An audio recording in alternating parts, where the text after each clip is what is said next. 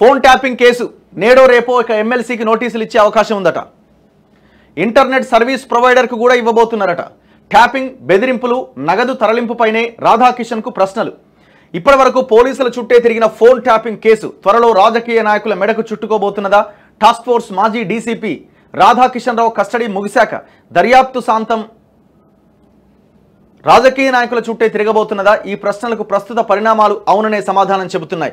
మాజీ అదనపు ఎస్పీలు భుజంగరావు, తిరుపతన్న విచారణలో నగరానికి చెందిన ఒక ఎమ్మెల్సీ పేరు వెలుగులోకి వచ్చిన విషయం తెలిసిందే. టార్గెట్గా చేసుకున్న వ్యక్తుల ఫోన్లు, ఎలక్ట్రానిక్ డివైజ్లను వారి ఇళ్లు, కార్యాలయాలకు 300 మీటర్ల దూరం నుంచే ట్యాప్ చేసే ఒక పరికరాన్ని విదేశాల నుంచి దిగుమతి చేసుకున్నట్టు దర్యాప్తు అధికారులు గుర్తించారు.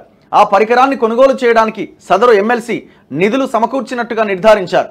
ఈ నేపథ్యంలో ఆ ఎమ్మెల్సీకి నేడో రేపో నోటీసులు ఇచ్చేందుకు దర్యాప్తు అధికారులు సిద్ధమవుతున్నారు. ఆయన్ని విచారిస్తే మరికొందరు రాజకీయ నాయకుల పేర్లు వెలుగులోకి వస్తాయని భావిస్తున్నారు. ఈ కేసులో ప్రణీత్ రావు ఎస్ఐబిలో 2 గదుల్లో సీక్రెట్గా ట్యాపింగ్ చేసినట్లు ప్రాథమిక విచారణలోనే తేలింది. అక్కడ వాడిన 17 కంప్యూటర్లకు అధికారిక ఇంటర్నెట్ కనెక్షన్ కాకుండా ప్రైవేటు ఇంటర్నల్ సర్వీస్ ప్రొవైడర్ సేవలను వినియోగించుకున్నట్టుగా నిర్ధారించారట.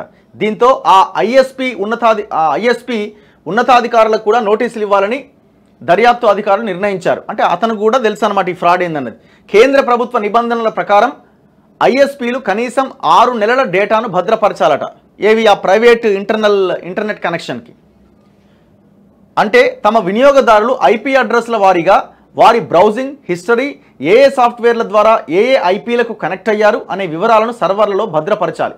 సర్వర్లలో ఎన్క్రిప్టెడ్గా ఉండే ఆ సమాచారాన్ని దర్యాప్తు అధికారులు అడిగినప్పుడు డీక్రిప్ట్ చేసి అందజేయాల్సి ఉంటుంది.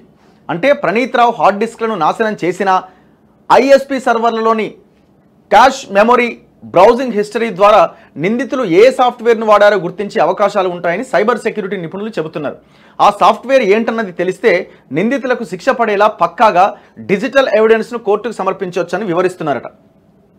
ఇట్లా ఒక ఎమ్మెల్సీకి నోటీసులు ఇవ్వబోతున్నారట. మరి ఇది కేసీఆర్ దాకా, కేటీఆర్ దాకా వస్తుందా రాదా అన్నది చూడాలి.